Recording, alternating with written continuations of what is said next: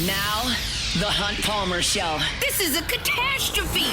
You are now listening to The Hunt Palmer Show.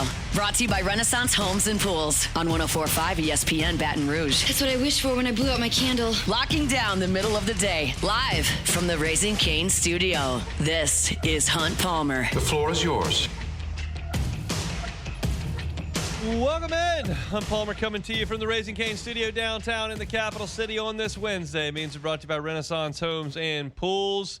Got Jordan Kitchens, Cassie Spazzali back there on the ones and twos. About half the work week in the rearview mirror. Appreciate you hanging out with us. Lots to do. Michael Van Buren's not going to redshirt, which is probably not stunning to you based on the fact that he was in the game in the second half against Alabama last week. But we'll go back to March and kind of revisit how we got here and talk a little bit about the future, plus what Frank Wilson had to say today. It's What If Wednesday. Happy to get those inside the Bayou Ford chat there on YouTube. I want to spend about 5-8 minutes talking about speaking with LSU's players last night. Did not get a chance to do that last week with all the ridiculous drama circulating with the athletic director and all that. So I want to speak about that briefly. We'll do it at the end of the hour. Got a kind of a wish list for the Saints in the second half of the season now they've gotten to the bye. JD Piquel of On3 Sports going to be with us in 15 minutes. I got SEC Power Rankings, so lots and lots to do. Let's crank it up the way we do every day with our Genesis Opening Drive. It's time for Hunt's Opening Drive, presented by Genesis of Baton Rouge.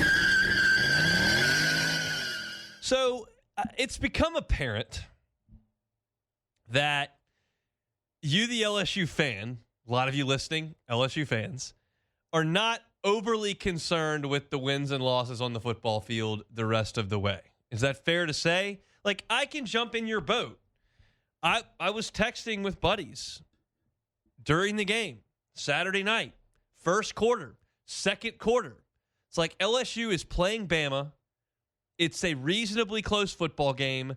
My heart is beating almost zero. My emotional investment, my usual anxiety and tension and nervousness, it just wasn't there. I noticed it, and I think you all are kind of there as well. We get numbers. I look at who's watching on YouTube. I look at who's watching on Instagram. I look at who's reading on LouisianaSports.net. Like, we know what y'all are dialed into, what you are not, based on the numbers. And in terms of this football season and these football games, like, you're not as locked in as, generally speaking, you would be, and that's natural. The coach is gone. The goals are gone. You're playing out the string as a fan. Now, we're going to talk about the players at the end of the hour, and I'll give you a little bit of a different vibe there. But as far as you, the fan, go, like, you're not locked in on this. You want to know who the next coach is going to be. Here's the deal. November 12th, I don't know. I cannot stand here confidently and give you 3 names that Verge Osbury is definitely going to call. Like, I could probably give you Lane Kiffin. He probably gets a phone call. I don't think that's unreasonable. Beyond that, am I certain they're going to call Eli Drinkwitz? No. Am I certain they're going to call Joe Brady? No. Am I certain they're going to call Kelvin Shepard?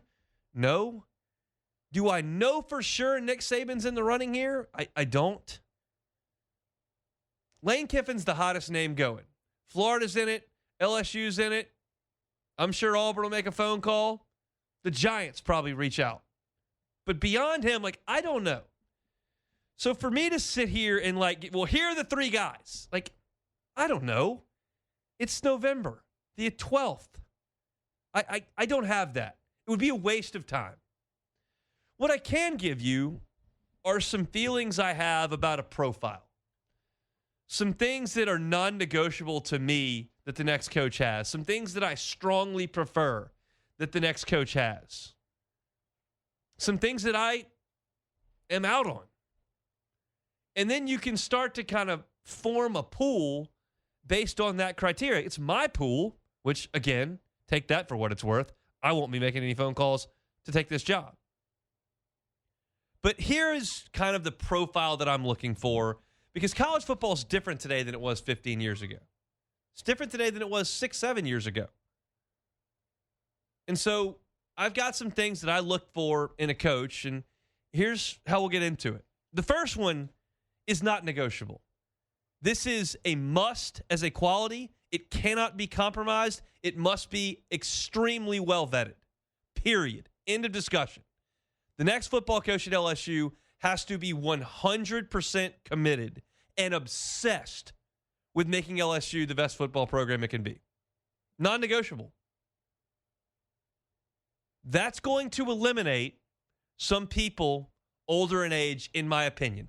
I have watched too many guys in this era of huge coach salaries and huge coach buyouts that have decided to ease out of here.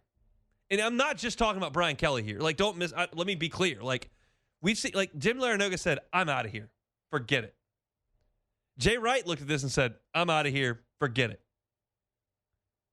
We've seen other coaches who have looked around. Bruce Pearl said, done. You get to a certain point. You've been burning that oil for 30 years. Like, you got that much money based on what college coaches are being paid right now? I can question that commitment. Like, it's just natural. These are human beings. We talked about Nick Saban a week and a half ago. He said, I just didn't feel like I could put the hours in. It took too much out of me. There's so much money there, and the world is so much different. And for years and years and years, these coaches in their 50s and 60s have had complete authority over young people with very little, and they had all the power, and that's how they coached. And that was the era. Now, the players have all the power. You coach me like that, I don't like it, I'm out of here. Your booster can only give me that, I don't like it, I'm out of here. That's the sport. So if you grew up in a different era, you coached in a different era, you're comfortable in a different era, you got all that money. Like, I don't need a head coach coming here to LSU at 58, 59, 63 years old. You got a ton of life to live at 58, 59, 63 years old. I don't need you to be the coach at LSU. And there are people that are younger that may not be fully committed. That's a non-negotiable. And you've got to vet that. You've got to talk to people, and you've got to know how obsessed this next coach is with winning. Y'all know the example I'm going to give to you. It's right down the road on Gurrier and Nicholson. Jay Johnson, obsessed. Got to have it. That goes into my next one. Under 55 is just an arbitrary line that I drew, and that's not a non-negotiable. You can be over 55 years old, but it's a strong preference of mine that you're on the younger side. That's a strong preference. So add that to the profile. Head coaching experience. Matt asked Verge Osbury on this station, is head coaching experience required? Verge's answer was, we prefer that. It's not required. And I feel the exact same way. That is a strong preference of mine that you have been a head coach. It's not required. We have listed so many different guys who have not been head coaches. Dan Lanning, Kirby Smart, Ryan Day, Dabo Sweeney. Like, there are plenty of guys out there that have done this without head coaching experience. And this is kind of what you're swimming in with Joe Brady, what you're swimming in with Kelvin Shepard. Maybe if you go grab Oregon's offensive coordinator who's very young, Georgia's defensive coordinators worked under Kirby Smart. Like, there are some names that are surfacing. I prefer someone who's run this type of organization. It's a big, big deal. And you have to be comfortable delegating. And coordinators don't really delegate. Coordinators dominate. And when you're the head coach at this level, you've got to hire the staff, recruit the players. You've got to re-recruit the players, handle the transfer portal, hire a front office, game plan on the offensive side, game plan on the defensive side, talk to the boosters, raise the funds, deal with the quote-unquote salaries you're dealing with, go to the coaches' meetings, run the camps. Like, it's a lot that runs under this, and you've got to be comfortable delegating. I'm certainly not suggesting if you've never done it before that you can't, because all these guys got to start somewhere. I like the idea of head coaching experience. I do. You've got to embrace this era of the NIL and the transfer portal. This kind of goes back to the top part, but it's a subset. There are some people that are very, very comfortable in this NIL and transfer portal world. I've heard Will Wade do interviews about it. At McNeese, he was like, I hope you come here, dominate, and leave and go to a Power 5 school. I hope you do that. Like, that's an embracing the fact that, hey, my best player might leave at that level. It's embracing that players make money. You don't think Lane Kiffin embraces the transfer portal? He knows that the rules are out of control, but he was one of the first head coaches to dive into this and go, this is how we're going to do it. I like that. You can't complain about the rules. You've got to embrace the rules because they're not going anywhere. So that's something that's got to come up in the interview process. And if I have an interview with you and I'm Virgil Osbury and I'm talking to the next potential head coach of the LSU Tigers, and you say, well, what do you think about the NIL and transfer portal? And I see a sigh or a groan, forget it. You have to be 100% in on the fact that these are the rules and this is how we're going to do things. And I'll tell you, like Kelvin Shepherd and Joe Brady have never dealt with that. Never dealt with 19-year-olds saying, you need to give me more money now or I'm leaving. And there may be coaches say, if a 19-year-old comes to me and says, give me more money now, I'm leaving, then they're out. Like Nico did that in Knoxville, and Tennessee said, okay, see ya. But you've got to embrace these new rules. And then here's the last thing that I'll give you here. I like an expertise on one side of the ball. I do. I like when Lane Kiffin's hired somewhere, you're getting his offense. When you get Kirby Smart somewhere, you're getting his defense. When you hire Dan Lanning somewhere, you're getting his defense. When you hire Mike Elko at Texas A&M, like you're getting good third down defense. He was great on third down at Notre Dame. He was great on third down at Texas A&M. He was great on third down at Duke. He's the best in the country at third down in Texas A&M. You're getting that when you hire him as your head coach. Eli Drinkwitz has been a good offensive mind as a coordinator, as a head coach at two different stops. I like that. There are plenty of examples of guys who did not have that. Like Dabo did not have that. Brent Key was an offensive lineman, was never a coordinator. He's winning games at Georgia Tech. I wouldn't say he has an expertise as a play caller and as a coordinator somewhere, but he's instilled a culture. Same with Dan Campbell at the Lions. John Harbaugh with the Ravens was a special teams guy.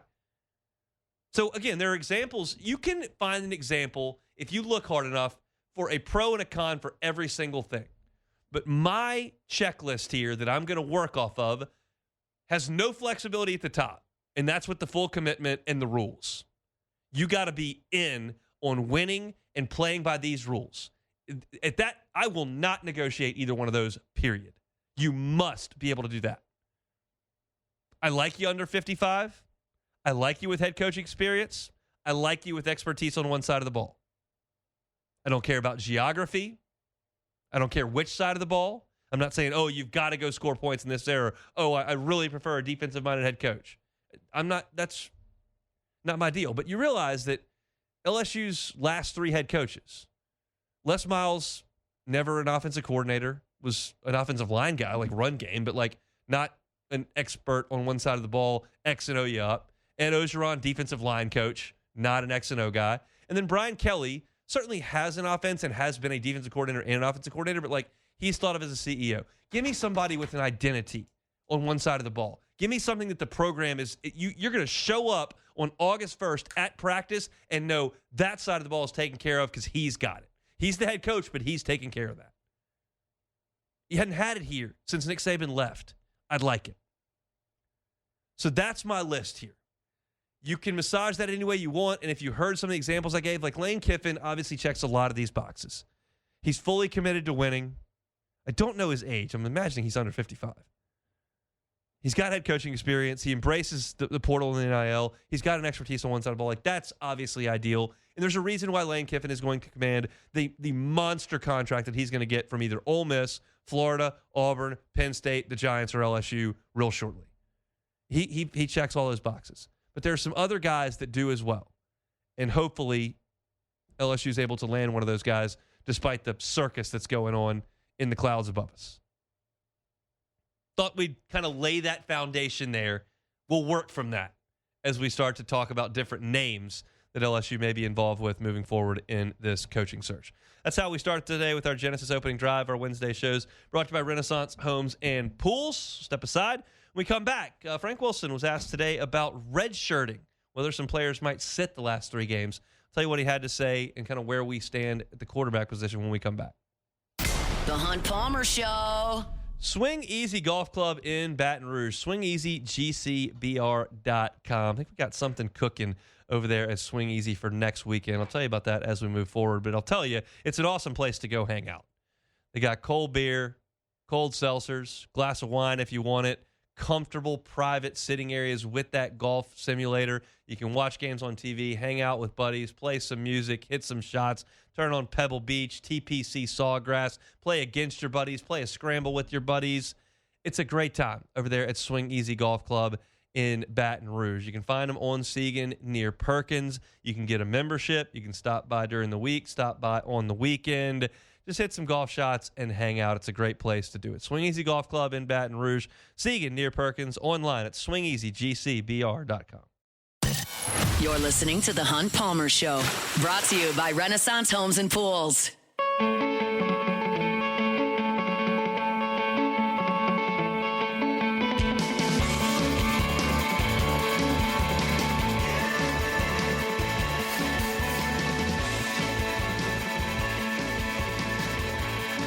Wednesday shows brought to you by Renaissance Homes and Pools. It's in the 30s in the morning, so not going to be at the pool anytime soon. But if you want to make sure that by the springtime you are in that pool that you have always dreamt of having in your backyard, work with a local company, local owner who has been helping folks for decades get into the pools of their dreams. That's Joey Blanchard. I'll give you a cell phone number. Thing of beauty, 225-252-7745. It's 225-252-7745. You give Joey a call. And the beauty of it is, as you walk through this process, from the consultation to the design, to the digging, to the filling, to the finishing, like step by step, the owner of the company is with you the entire way. That's Joey's promise to you. He's helped dozens of families in the Baton Rouge area do it. If you're looking for a pool, no matter what type of design you're looking at, big and extravagant resort-style pool, they got you. Small little cocktail pool, they got you for that as well. Anything in between. It's Renaissance Homes and Pools. You can see some of their great work at builtbyrenaissance.com, builtbyrenaissance.com, or give Joey a call. Again, it's 252-7745, Renaissance Homes and Pools. I remember back in the spring, Wilson Alexander of The Advocate, who covers the team, sat down with Brian Kelly and wrote a series of stories. And in one of them, Brian Kelly said that the backup quarterbacks at that point, which was Michael Van Buren, who had just transferred in from Mississippi State, Colin Hurley, who was in his second year, and Juwan Johnson, who was playing quarterback at this time. Those three guys, he said to Wilson Alexander, would redshirt. Unfortunately, I dug on the internet, and could not find the exact quote, but I have a short that is on YouTube of me talking about it, and I found multiple aggregators that had found it, but I couldn't find the exact quote, but I remember it, and it happened. The thought was, you have three backup quarterbacks, there are 12 games. They can all play four. They can all play four. And, of course, you realize that it's unlikely that a backup quarterback has to play in every game of a 12-game season, especially when you've got a fifth-year senior quarterback on your roster that you're assuming is going to be your starter and play the majority of the season. So that was the plan on March 3rd. Now we sit here on November 12th, and it's still very possible for Hurley and certainly for Michael Van Buren as well. Juwan Johnson moved to running back, and he's played, so that ship sailed for him. But his circumstances changed. But Michael Van Buren could preserve his eligibility. Michael Van Buren's played 3 games. He could play in one more and play in the bowl game, and he could still preserve a red shirt. But if he plays against Arkansas and or Western Kentucky / Oklahoma, so 2 of the 3, he burns his red shirt. So Matt Moscona jumped on the SEC teleconference today and asked Frank Wilson, so have you talked about that? Now, clearly, Brian Kelly's not in charge anymore, so things can change. And Frank said this, if he, meaning Michael Van Buren, can come in and contribute and help us to win, it's something he wants to do. It's something we want him to do because we think he has tremendous value to us. And then he continued, those are things you have to take into consideration of student, athlete, and family of what may have been told to them prior and where we're currently at as a program. We're taking those appropriate measures. So what Frank is essentially saying there, and I'm reading a little bit into it, I'm inferring a little bit, but it's like That may have been the plan. That may have been communicated to Michael and his family. Right now, we're at a spot where we may need him to win games. We're not going to force him out on the field, but we think he can help. We think he can produce. We think he can play, and we'd like him to do that. And it sounds like Van Buren has been agreeable to that. Now, you look at Michael Van Buren's situation. He played last year at Mississippi State in a spot he didn't think he was going to have to because Blake Shapen got hurt in September, and Van Buren came on and started 8 games. Then he hit the transfer portal, and he commanded an NIL figure with what he had put on the field, and he took one to come be a backup at LSU. Now, quarterbacks hit the portal very, very frequently. And it stands to reason whether Michael Van Buren is playing at LSU next year, which is certainly possible. He's here right now. Or decides that he might want to look elsewhere, which many quarterbacks do every year. Playing very well drives up your NIL and right now revenue sharing number. It just does. This is no different than an NFL player or a Major League Baseball player or an NBA player on a 1-year deal about to hit free agency. Now, Michael Van Buren can allow himself another year on the back end of this if he wants to sit. He can do that. But he can also, if he comes in and the idea is, hey, you're going to play 20 snaps in this game. And if you play well, you might play 40 snaps against Western Kentucky. And if you play well, like, it's not out of the question you could start against Oklahoma. There's real opportunity there for Michael Van Buren if he can put on some good tape. Keep in mind, SEC teams, LSU included, so I'm not suggesting Michael Van Buren is trying to leave. That's not what I'm saying. But we all understand that's a possibility, right? Like, you can do that. But LSU is going to have at its disposal north of $18 million to spend on its roster with revenue sharing and then, of course, the NIL stuff that comes in on the back end of it. But revenue sharing is guaranteed. NIL is kind of opportunity-based. Revenue sharing is the money's there. Now they're going to distribute it to student athletes. Austin Thomas is going to be in charge of that with the next head coach. If you, Michael Van Buren, go out there and play really well in its abbreviated starts, or maybe it's in a significant amount of snaps moving forward, your ability to go ask for more of that rev share to be the starting quarterback on next year's team, it goes up. Now, certainly you could go out there, throw 3 interceptions, fumble twice, complete 28% of your passes, and LSU will be really in the market for a transfer quarterback. So it's just like it's called a prove it deal. Major League Baseball, I hear that all the time. Guys sign a 1-year prove it deal. If you go out there and hit 41 homers, hit 276, drive in 105, and have an OPS of 950, you're going to get paid. You go out there and fall flat, you won't. But that's a new wrinkle in collegiate athletics literally this year with revenue sharing. So while it would behoove folks in the past, hey, we're not playing for anything. Like, who cares if we're in the Duke's Mayo Bowl or the ReliaQuest Bowl or the Liberty Bowl? Like, I don't really care about that. I'm trying to preserve that year of eligibility. I'm not going to play more than 4 games. That happens. Get opt-outs all the time. But there's never been an opportunity, well, not until very, very recently, to go to the negotiating table with some of that. And the financial benefit may be more than the additional year down the road in year 5. So I'm not surprised Michael Van Buren wants to play. And I want to be very clear to wrap this. Like, I'm not saying this is what I'm hearing Michael Van Buren's doing. I'm just laying out the reality of collegiate athletics. It has nothing to do independently with Michael Van Buren. It's just the situation we're in. Everyone is playing for their next contract. It can change year to year.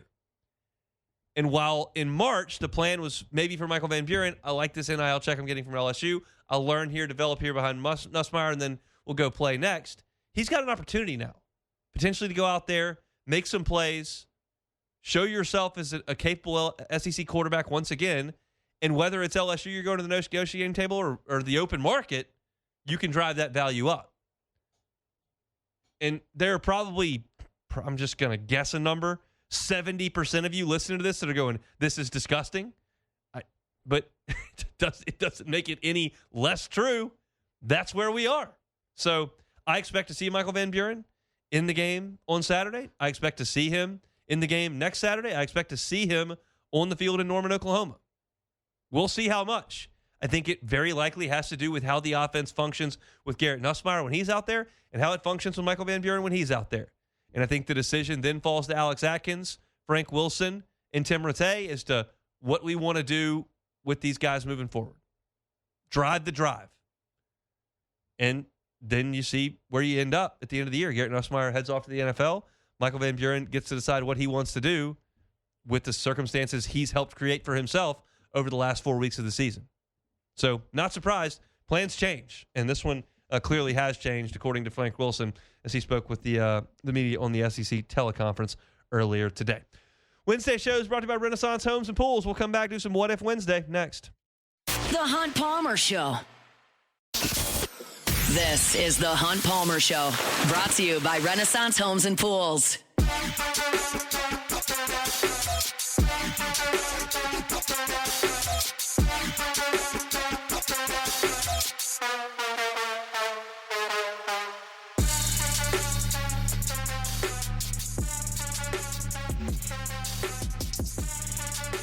JD Piquel from On3 Sports going to be with us in 45 minutes. About half that work week in the rearview mirror. Appreciate you hanging out with us here on 104.5 ESPN Baton Rouge. Lots and lots to do over the final 90 minutes of the show. It all starts with What If Wednesday. Time, space, reality. It's more than a linear path. Where a single choice can branch out into infinite realities. Follow me. And ponder the question, what if? All right, let's start this bad boy off with none other than Todd Graves. What if Todd Graves decides he's interested in purchasing the Pelicans and or Saints? Would Gail be willing to listen? I mean, I would jump for joy. I doubt it. I mean, I would love it. I don't even know if Todd Graves would be any good at running the Saints and Pelicans, but I know that Gail Benson's not any good at running the Saints and Pelicans. So, like, there was a point where you felt like Gail Benson was a good owner because she stayed out of the way and let people do their jobs. Yeah. But then the good people left, and now she's staying out of the way and letting the bad people do their jobs. Yeah. So that you have to realize, this is bad, and get rid of people. And she doesn't do that, which makes her bad. So, yeah, I would take almost anyone at this point over Gail Benson. The proof's in the pudding. The Pelicans are atrocious, and the Saints are atrocious. And they've been atrocious for 3 years. So it's not like I'm making a stretch here. They're among the worst teams in their respective leagues, and they share an office. It's not good. It's only one common denominator. So, like you say, it's only one way is up. So what if Bryce Underwood had kept his commitment and came to LSU? Would there be the state of LSU football program? Oh, hold on. I'm reading this wrong. Where would the state of LSU football program be heading into the Arkansas game? I don't think it would be any different. I like this. I mean, Nussmeier would have started against Clemson. Of course. And he would have started the first 4 games. He would have started against Ole Miss. I don't know where you would have made the change to Bryce Underwood. Maybe against A&M in the second half when they took him out and put Van Buren in. But, like, I still think Brian Kelly's his future was tied to the investment to this team. And candidly, like, if you had tied that money up in Bryce Underwood, maybe you don't even get the transfers that you got for this team of course. To make it work. So this season might have been even worse if you had gotten Bryce Underwood. Now, I get that there would be potentially a thought that he's the savior of the next 3 years, but like, it's not like he's lighting the world on fire at Michigan. He wouldn't have transformed this team. Yeah, so like, I don't think anything would have changed. I think Brian Kelly would be fired. You just have a precocious freshman on the bench that you'd be hopeful about, but you realize that still potentially 16 starters are going to be gone on next year's team. So I don't think entering the Arkansas game, which is this question, I don't think anything changes if you get Bryce Underwood. Do you feel like the seat would have been a little bit hotter on Nussmeier if Underwood was on the roster this whole time instead of just, Van Buren? I mean, it's possible, but it's a fifth year against a freshman. And again, like if Underwood was the Heisman frontrunner right now and he was doing things you had never seen a true freshman do, but he's been just a functional Big Ten quarterback. Not much more than that, not anything less. He's not bad, but he's just like, okay, that's fine.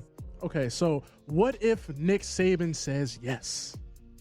If he says yes, then he's coming, obviously. So that's what this question is. Like, again, we laid out my criteria for the next coach, and he doesn't qualify for the under 55. Obviously, he doesn't qualify for, I think, as being obsessed with winning. And now you can say, how can you question Nick Saban? Well, I would question because he said 2 years ago, I took too much out of me, and I just couldn't give what I needed. And so that I would be concerned about. Now, he would hire a good staff. He would. He would get transfer players to come play for him. Oh, he would. And your defense would be good. So it would not derail the LSU football program. You could do far worse than that. It would not inspire me. And Brian Kelly did inspire me when they hired him. That's just kind of where I am. All right. So what if LSU had addressed the offensive line more in the portal? I think it helps. If you would have dumped one of the receivers, I don't know what they spent on any of these kids. Like for an NFL or NBA team or an MLB team, you know what they spend. You go, okay, well, if you could take that much and get that guy instead, because it's all public. I don't know what any of these guys made, but you've got some wide receivers who aren't helping, and you theoretically spend some significant money on them. So if you would have not done that and gotten a right tackle instead, that helps. There's no doubt. If you would have not done that and gotten a guard and a tackle to go with Thompson and more, maybe that's better. I contend that the offensive line is the weakest unit on this team. Yep. Now, I can hear an argument that no matter how good your offensive line would have been talent-wise, you wouldn't have run the ball because the system wasn't good enough to run the ball in. Because they had NFL guys on that line last year and they couldn't run the ball. So there are just a lot of missing pieces there. And I can't point to a game you were definitely one play short in because of the offensive line. Like, you were not one play short in Oxford. I don't really think you were one play short in Nashville, even though the score would reflect that. You certainly weren't one play score against A&M. And I don't think you were one play away at Alabama. So it looks different. Maybe your offensive line's better in pass protection, but you didn't run the ball in this system for 2 years. And you had two completely different offensive lines. Completely different, same rushing attack. So that points me to the system. Yep. So what if Nuss and Michael Van Buren are both terrible Saturday? Does Colin Hurley come into the game? I don't think so. Because you have to consider how long they have to play to be quote unquote terrible. Like, you're not going to, if you go 3 and out, you don't just take the quarterback out even 3 and out. You got to have a few bad series. Turnovers. And then you go to the backup and he's got to have a few series. I mean, I guess if you're down to Arkansas 41-14. Ooh, please don't put that in there. Because you've turned it over 3 times and okay, maybe. But I kind of doubt that. I think those are your 2 guys on Saturday. This is very uplifting segment here. I'm about to say, if there's a point in time where you're down 41 to something to Arkansas on Saturday, I'm just going to hang it up. Arkansas can score, They can score, but I mean, we can't score either. God. Yeah. Okay, anyways. What if you can go take a week off to binge watch a TV show you've never seen before? So it's down to 2, and I'm pretty convicted that in the one that I would want to watch. Okay. I've never seen The Sopranos or The Wire. That's so crazy. I'm watching Sopranos right now. The Wire is what I would pick. Okay. I want to watch The Wire. One day I will watch The Wire. For those that are listening and don't like, I've seen Breaking Bad. I loved it. I love Breaking Bad. I've seen Homeland. I liked it. I thought the first season was incredible. I thought it tailed off. But The Wire is next up for me at some point. I don't have the time. It's just not there currently. And I do other things with my time when I have it. So got kids. That's next up. What's your answer to that? If you've never seen, have you seen Breaking Bad? Hunt, I was unemployed when I watched Breaking Bad, so I had nothing but time to binge watch that bad boy. I want to say, even though I just started Sopranos, I'm still on season 1, but I would have to be that. It's just it's too good. I want to finish it. So, what if you got an afternoon off to watch one movie you've never seen before? There's a lot. There's a lot of movies I've never seen before. Exactly. And during COVID, the morning show here at the time got me into it to start. And I saw some that I'd never seen before. I loved a few of them. Shawshank was awesome that I'd never seen before. I enjoyed Fight Club, weirdly. That wasn't one that ever interested me, but I liked it. Let's see. What have I never seen that I would like to watch? I'm so bad on the spot about that kind of stuff, too. There's so many. Like, I don't have any interest in watching the Star Wars. Like, I've never seen them, and I don't. You lucky T-Bob's not here. What are you doing? Of course, but I don't have any interest in that. I've never seen, like, The Green Mile comes to mind. I've never seen... If I can do this on the spot, because I only got one. I've never seen The Godfather. Whoa, okay. Godfather's good. Is that one? Yes. Like, I've seen Casino. They made me watch. They had me watch Casino and Goodfellas. Yes. And I thought they were like the same movie, but I liked them both. Yeah. Maybe Godfather. I've never seen The Godfather. That might be one I go to. Mine would have to be, just because I've only seen a clip of it, Inglourious Bastards. Never seen that either. It's basically just go back to like World War II, something like that. If Jake's listening, he knows what I'm talking about. That's it for What If Wednesday. All right, good deal. We'll step aside, come back. We will close out hour number 1 next. The Hunt Palmer Show. Genesis of Baton Rouge. GenesisofBatonRouge.com is the website. Every car that's on the lot is online at GenesisofBatonRouge.com. They're on airline at PQ, so if you see something on the website that you'd like, you can test drive it at airline at PQ. If you don't want to go to airline at PQ, that's little out of your way, or you just got a busy schedule, they'll help you out convenience-wise. They'll come to you. They'll let you test drive from your home. They'll let you test drive from your office. And if you decide during that test drive, hey, this is the car that I want to get behind the wheel, this GV80 is just exactly what I'm looking for, they'll deliver the car to you. E-contracts. You never have to set foot on the lot. A lot of folks just don't like the idea of being at a dealership. They've had bad experience in the past. You'll never have that at Genesis of Baton Rouge. But understandably, if you don't want to do that, life's moving too quickly, they'll come to you. It's all about the convenience. It's a luxury brand at a reasonable price. It's Genesis of Baton Rouge. You can find them online at GenesisofBatonRouge.com. You're listening to The Hunt Palmer Show, brought to you by Renaissance Homes and Pools.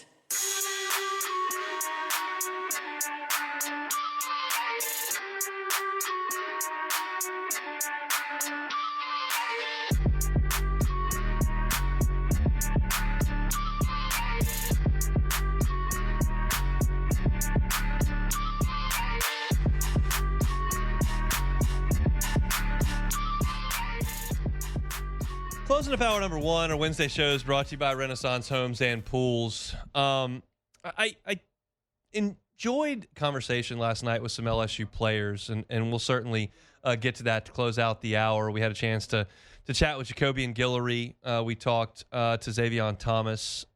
We talked to Damian Ramos as well. Harold Perkins was with us, and I enjoyed getting to chat with them about their kind of feelings moving forward to close out this season, and we'll get to those to finish off the hour. But for right now, let's welcome in the athletics director over at Baton Rouge Community College, Brock Cantro. Got a big day tomorrow. Good enough to give us a little bit of time here at the close of the hour. Brock, how are you, sir? Thanks, son. Doing awesome. Appreciate you having me as always. Absolutely. So big night for St. Aloysius students and parents tomorrow. Big game day for the Bears. Tell us about it. Just excited to have the church and the school are invited to come to the game. I ran to Father Lello one night, and I said, you know what, we can get y'all to a game. He said, well, send me the information. Let's do it. So free admission for all of the kids and parishioners at St. Aloysius, and want to come see what we're doing over here. You know, it's amazing right now with all the craziness going on in sports. I think we have something that's really fun to watch. There's no $53 million buyouts for us right now for any of our coaches. NIL is non-existent. We've got good kids that want to play basketball and they're fun to watch. They are for sure. The women will play at 5:30 tomorrow. The men at 7:30 over there at BRCC against Holmes Community College. How's the season started for you guys? We're good. The men started 2-2. The women are off to a little bit of a slow start, but we played a bunch of really good competition in the tournament. It's all about, for us, it's all about the conference and the Region 23. These games really, they matter, but wins and losses don't really matter as long as you get prepared for the conference and Region 23. So all St. Aloysius parishioners and students, parents, you can get in for free there tomorrow, 5:30 for the women, 7:30 for the men. And if you're not, you can just go and buy and see some great basketball over there at Baton Rouge Community College. Thanks, Brock. You're the man, Hunt. Have a great day. Sure will. He's Brock Cantro, athletic director over there at BRCC. All right, so let's talk about my interactions with the players. This is something that I had a chance to do on a weekly basis in 2011, 12, 13. Stepped away from covering the team day to day, got into different lines of work, but came back here to do the show. And then while I was on the air, like they were doing their player interviews, but it so happened we launched LouisianaSports.net, and Brian Kelly comes into the fold. And I got a chance now with the evening player interviews to go talk to the players. And I'll tell you this is something that's eye-opening for me. I get the pulse of the fans. I know. And I opened the show today saying, like, I know y'all just aren't as locked in to wins and losses as you generally are. I talked about my own emotions watching the game on Saturday. I know what that stadium's going to look like on Saturday afternoon. Now, the weather's going to be great, so that's going to help attendance, but hunting, losses, youth sports in the middle of the day, you're not going to have nearly a full house on Saturday.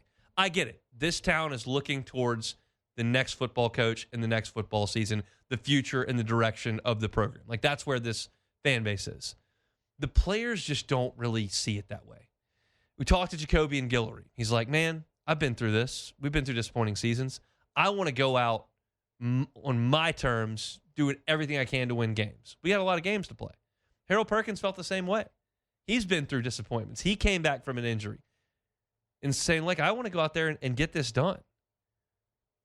And then, we talked to other players yesterday, and you hear from Xavier Thomas, like, man, like, our offense is together. Like, we're fired up, no matter if it's Van Buren playing, it's Nussmeier playing. Like, we want to go out there and get this right. We want to do the right thing. Like, we know we haven't gotten things together, but we've got our brothers back. And they talk constantly about having each other's backs. And I know this is not groundbreaking news, but oftentimes when you're having your discussion in the bar room, you're having your discussion at the water cooler, you're having your discussion at the dinner table or in your group chat or at the office cubicle, and you're talking about the team, you're like, yeah, they may check out, like they may be done, like NIL, portal, like. And I'm not telling you it's an impossibility. Not at all. You see opt-outs, you see guys jump in the portal when coaches get fired. Like, I understand the landscape.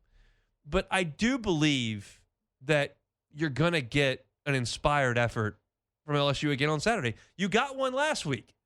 Didn't mean the offense is going to score a touchdown because the offense isn't good. And they didn't score a touchdown.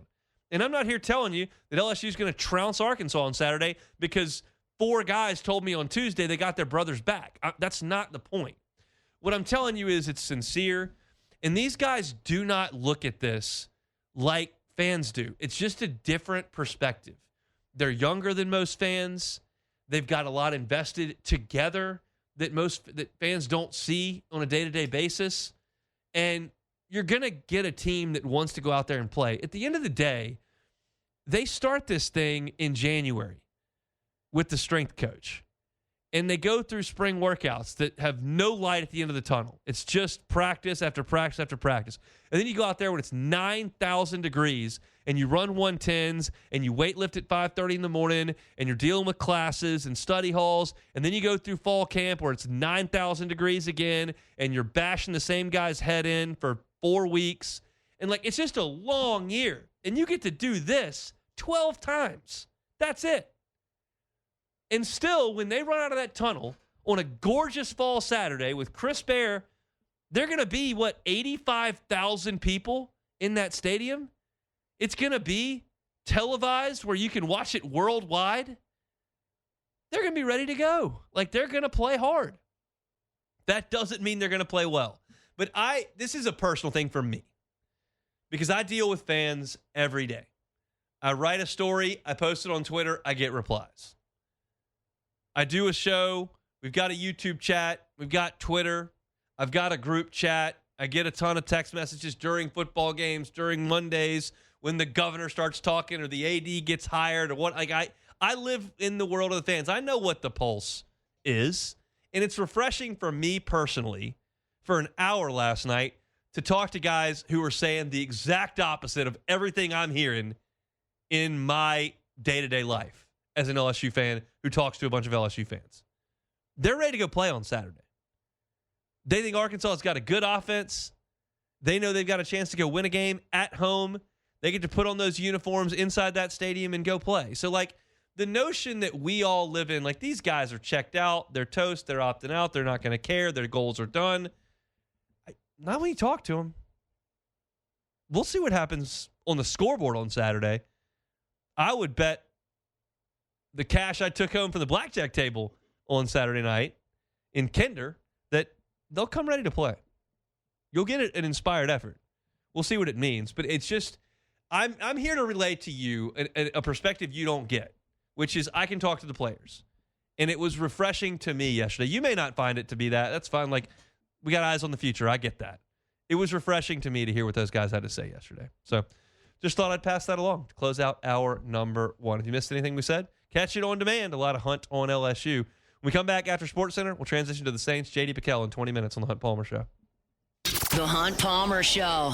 Renaissance Homes and Pools, built by Renaissance.com. That's built by Renaissance.com. If you're watching our show on YouTube and you can see the panels on either side of me, you see a gorgeous Infinity Edge pool. That's something that they can do for you at Renaissance Homes and Pools. They can do big family-style pools that have got cool sunbathing areas.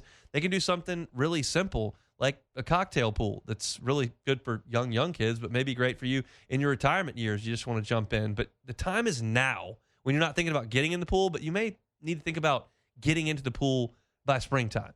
And if you start the process now, have those consultations now, start that design work now, the spring is very, very much doable. Call Joey Blanchard, 225-7745. 225-252-7745. 252-7745. You can check out his work at builtbyrenaissance.com. Builtbyrenaissance.com.